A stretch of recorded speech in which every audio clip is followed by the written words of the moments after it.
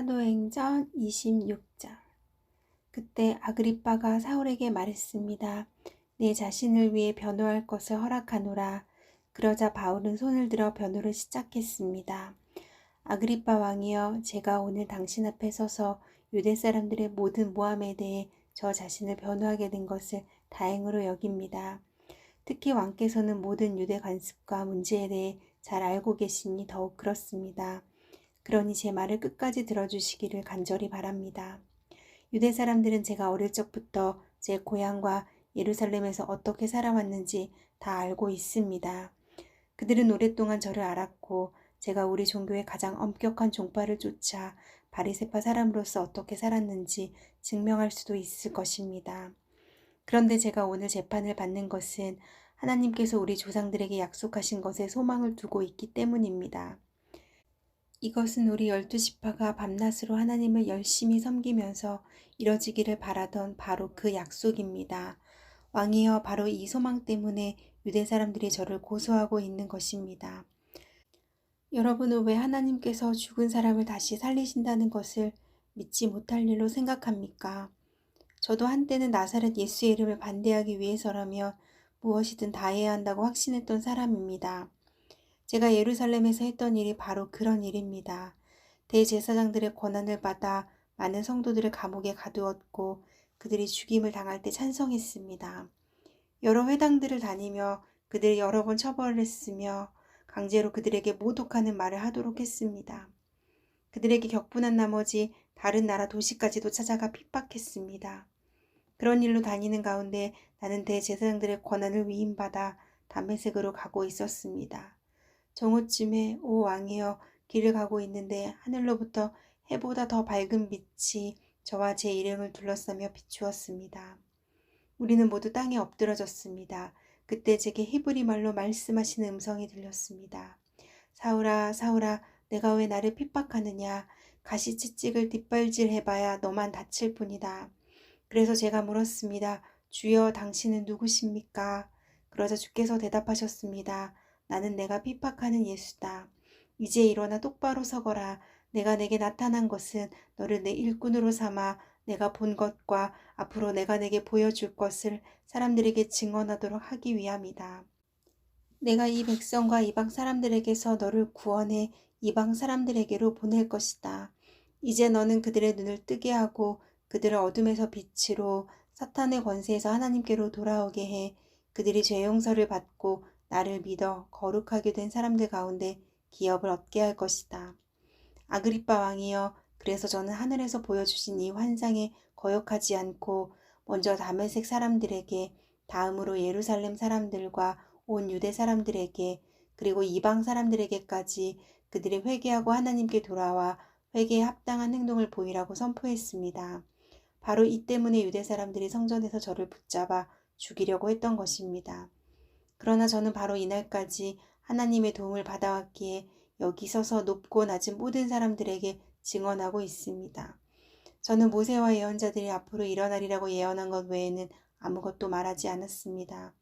그것은 그리스도께서 고난을 당하셔서 죽은 사람들 가운데 가장 먼저 부활하심으로 이스라엘 백성과 이방 사람들에게 빛을 선포하시리라는 것입니다. 바울이 이같이 말하자 베스토가 바울의 변호를 가로막으며 소리쳤습니다. 바울아, 내가 미쳤구나. 내 많은 학식이 너를 미치게 했구나. 바울이 대답했습니다. 베스토 각하, 저는 미치지 않았습니다. 제가 드리는 말씀은 사실이며 제정신으로 하는 말입니다. 왕께서는 이 사실을 알고 계시므로 제가 거리낌 없이 말할 수 있습니다. 이것은 어느 한 구석에서 일어난 일이 아니기 때문에 어떤 것 하나라도 왕께서 모르고 넘어가셨을 리 없다고 저는 확신합니다. 아그리빠 왕이여, 예언자들을 믿으십니까? 왕께서 믿으시는 줄 제가 압니다. 그러자 아그리빠가 바울에게 말했습니다. 내가 이 짧은 시간에 나를 그리스도의 사람으로 만들 수 있다고 생각하느냐? 바울이 대답했습니다. 짧은 시간이든 긴 시간이든 왕뿐 아니라 오늘 제 말을 듣고 있는 모든 분들이 이 쇠사슬을 제외하고는 저처럼 되기를 하나님께 기도합니다.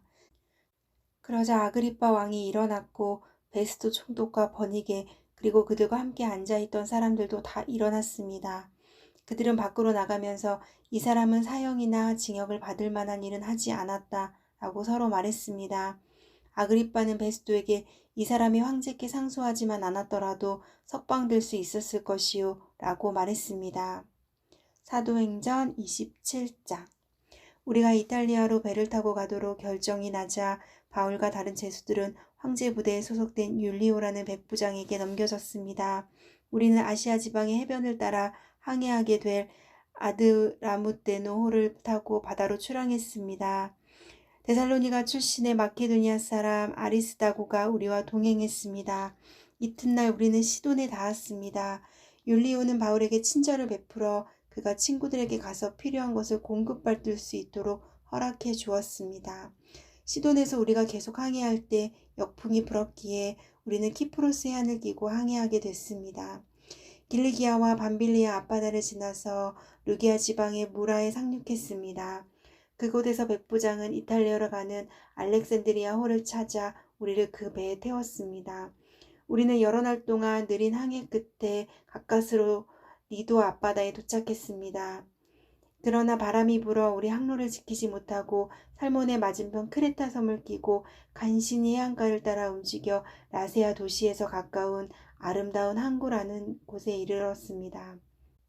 많은 시간이 소모되고 금식하는 절기도 지났기 때문에 항해가 위험해졌습니다. 그래서 바울이 사람들에게 충고했습니다. 여러분, 내가 보니 우리가 이렇게 계속 항해하다가는 재난에 빠지고 배와 짐이 큰 손실을 입을 뿐 아니라 우리 목숨도 위태로울 것입니다. 그러나 백부장은 바울의 말보다는 선장과 선주의 말을 더 따랐습니다. 그 항구는 겨울을 나기에 적당하지 않았기 때문에 대다수의 사람들이 베닉스에 가서 겨울을 날 수 있기를 바라는 마음에 계속 항해하자고 했습니다. 베닉스는 크레타 섬에 있는 항구 도시로 남서쪽과 북서쪽을 향하고 있었습니다. 부드러운 남풍이 불기 시작하자 그들은 자기들이 바라던 대로 됐다고 생각했습니다. 그래서 그들은 닻을 올리고 크레타 섬 해안을 따라 항해했습니다. 그런데 얼마 지나지 않아 그 섬으로부터 유라굴로라는 태풍이 불어 닥쳤습니다. 배가 폭풍에 휘말려 방향을 잡을 수가 없었습니다. 그래서 우리는 배가 가는 대로 내맡기고 표류하다가 가우다라는 작은 섬 아래쪽을 따라 지나면서 간신히 거룻배를 바로잡을 수 있었습니다. 선원들은 그 배를 끌어올리고 아래로 밧줄을 내려보내 선체를 둘러맸습니다. 그대로 가다가는 배가 스르디스 해안의 모래 언덕에 처박힐까 두려워 그들은 닻을 내려 배가 표류하게 했습니다. 우리는 폭풍에 몹시 시달리다 못해 이튿날에는 선원들이 짐을 바다에 던져넣기 시작했습니다. 3일째 되는 날에는 선원들이 배의 장비들을 자기들의 손으로 내던졌습니다. 여러 날 동안 해와 별도 나타나지 않고 폭풍만 계속 불어닥치자 결국 우리는 구조될 모든 소망을 포기했습니다. 사람들이 오랫동안 아무것도 먹지 못하고 있는 가운데 바울이 일어나 그들 앞에 서서 말했습니다. 여러분, 크레타 섬에서 항해하지 말라는 내 충고를 들었더라면 이런 타격과 손실은 입지 않았을 것입니다. 그러나 이제 내가 여러분에게 당부합니다. 여러분 가운데 아무도 목숨을 잃지 않고 배만 손상될 것이니 안심하기 바랍니다. 어젯밤 내 하나님, 곧 내가 섬기는 하나님의 천사가 내 곁에 서서 바울아, 두려워하지 마라. 내가 마땅히 가이사 앞에 서야 한다. 그래서 하나님께서 너와 함께 항해하는 모든 사람들의 생명을 내게 맡겨주셨다. 라고 하셨습니다. 그러니 여러분 안심하십시오. 나는 하나님을 믿으니 내게 말씀하신 대로 이루어질 것입니다. 그러나 우리는 밀려서 어느 섬에 닿게 될 것입니다. 14일째 되는 날 밤에 우리는 아드리아 바다 위에서 표류하고 있었습니다. 한밤중이 됐을 때 선원들은 무태 가까이 왔음을 직감했습니다. 수심을 재어보니 물의 깊이가 약 20오르기아였습니다. 조금 있다가 다시 재어보니 약 15오르기아였습니다. 우리가 암초에 부딪히게 될까 두려워 선원들은 고물에서 4개의 닻을 내리고 날이 밝기만을 바랐습니다.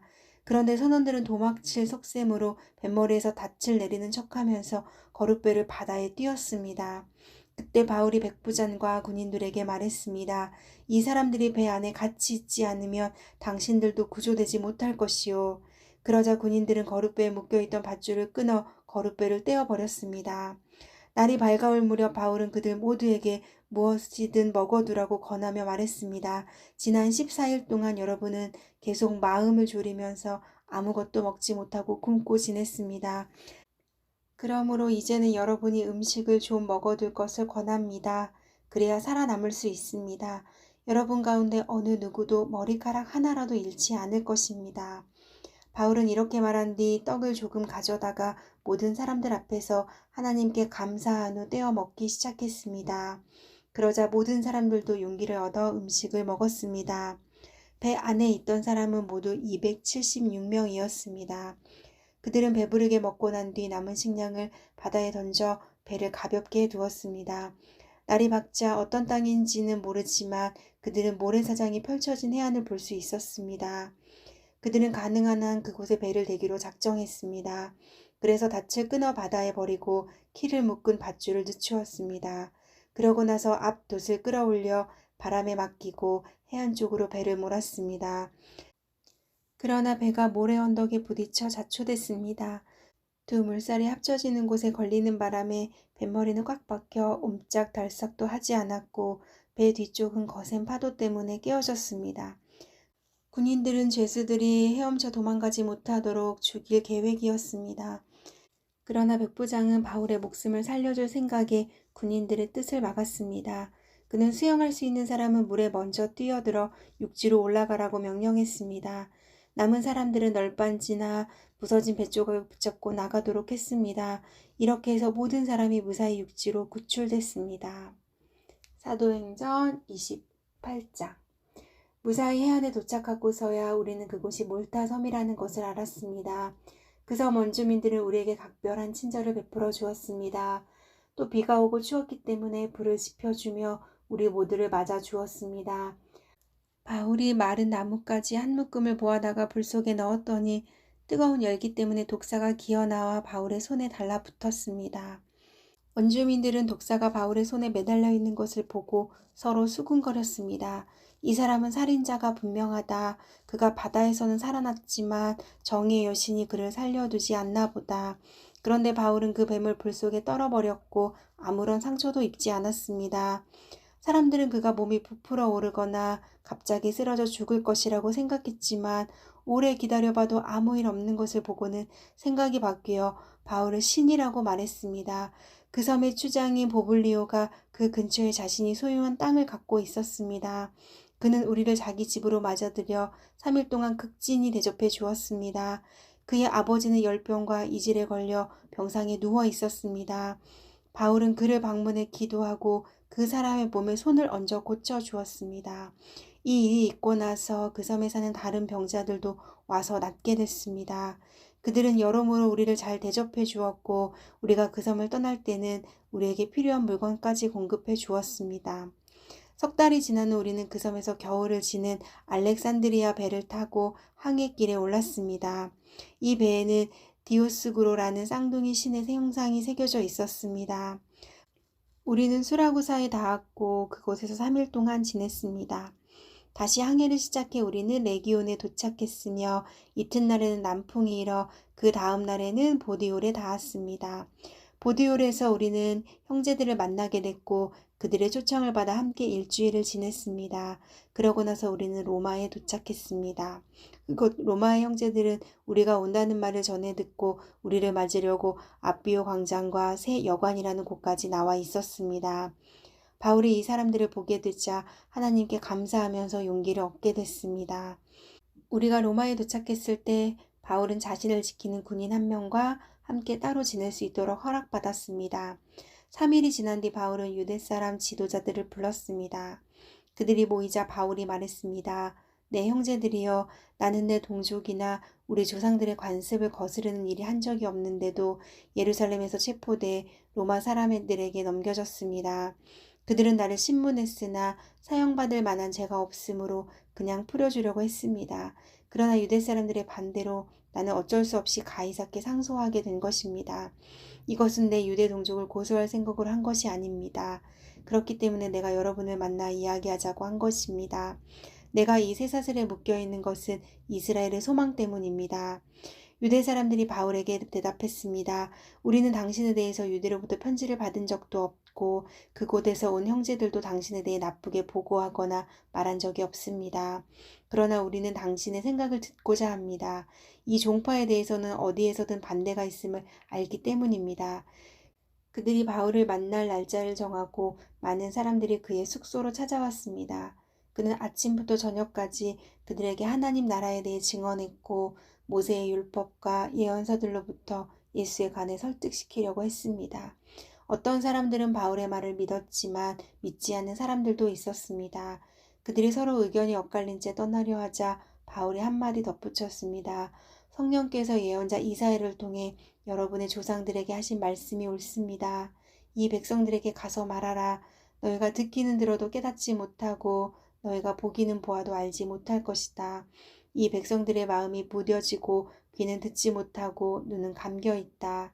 이는 그들이 눈으로 보고 귀로 들으며 마음으로 깨닫고 내게 돌아와 고침을 받지 못하게 하려는 것이다. 그러므로 여러분은 하나님의 구원이 이방 사람들에게로 갔다는 것을 알아야 합니다. 그들은 듣게 될 것입니다. 바울은 만 2년 동안 자기 셋집에 머물면서 자신에게 찾아오는 모든 사람을 맞아들여 어떠한 방해도 받지 않고 담대하게 하나님 나라를 선포하고 주 예수 그리스도에 관한 것을 가르쳤습니다.